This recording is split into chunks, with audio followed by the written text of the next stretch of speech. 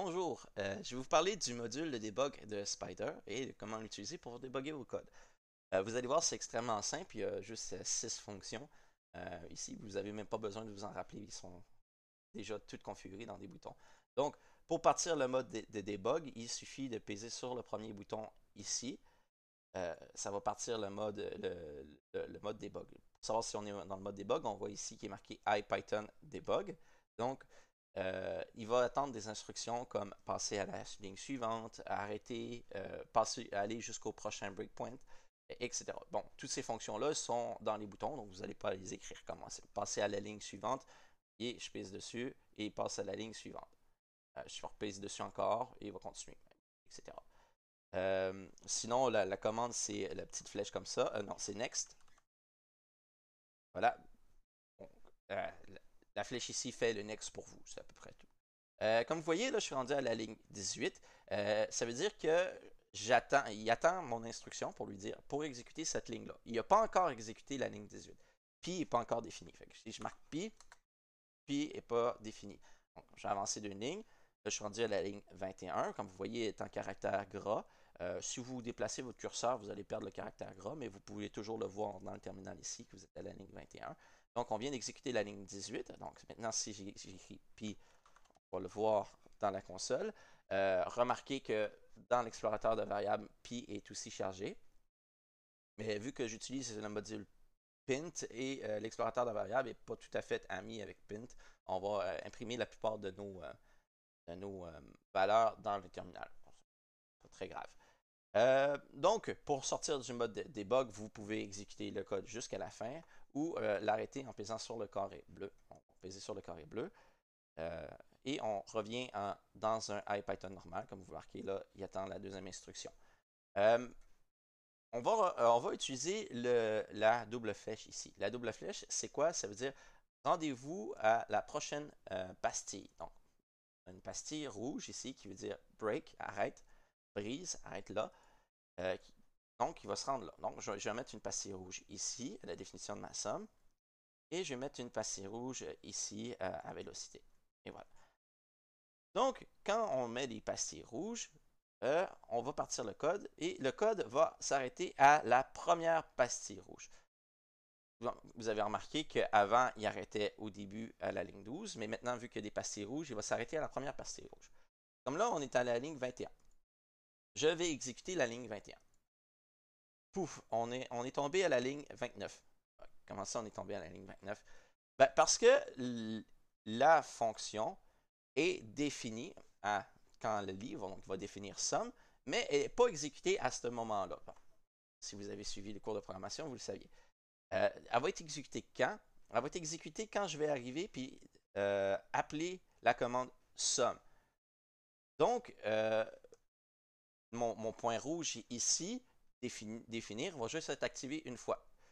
Donc, si je voudrais aller me rendre dans ma boucle ici, il va falloir que je mette mon point rouge à l'intérieur de ma fonction. On va faire une démonstration. On va se rendre au prochain point rouge. Donc, double flèche, on se rend à vélocité. Donc, à vélocité, la ligne n'est pas encore exécutée. Si on écrit ici vélocité, on voit que la vélocité n'est pas encore définie, comme tantôt.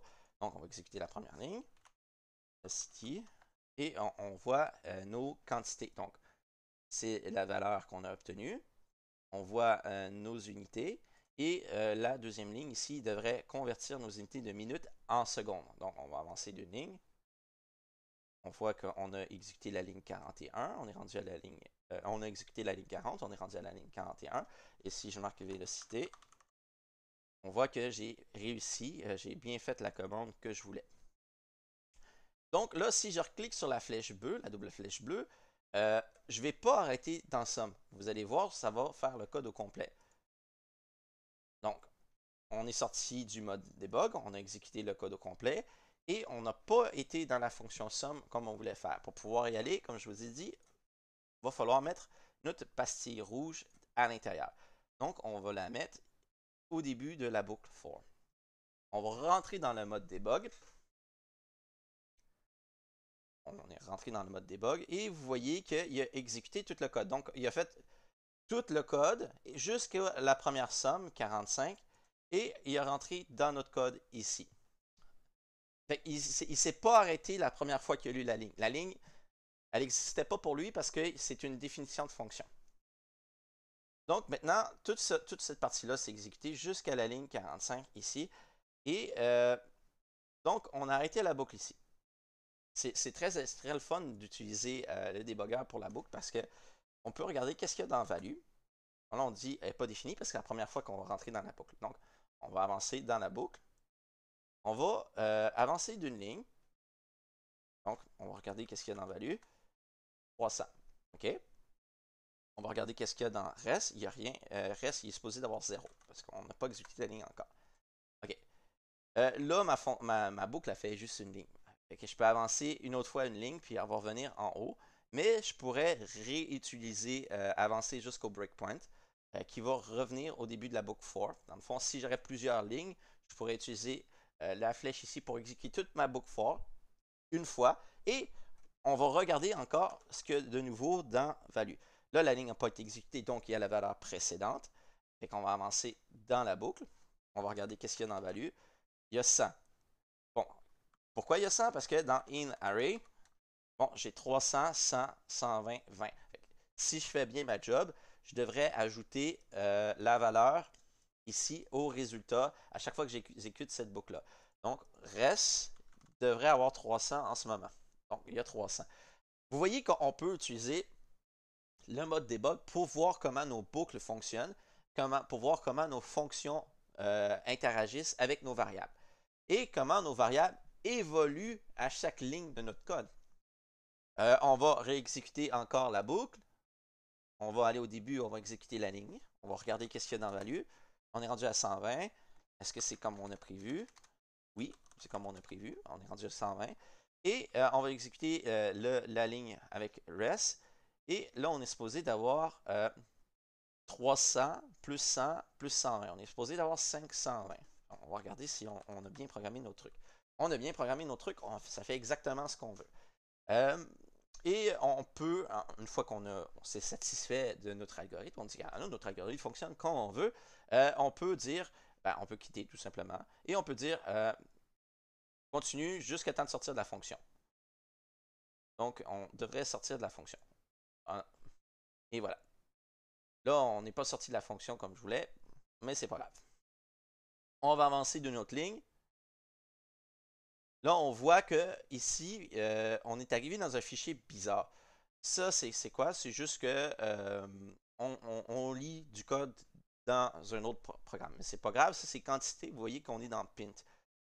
On va continuer, on va dire OK, bon.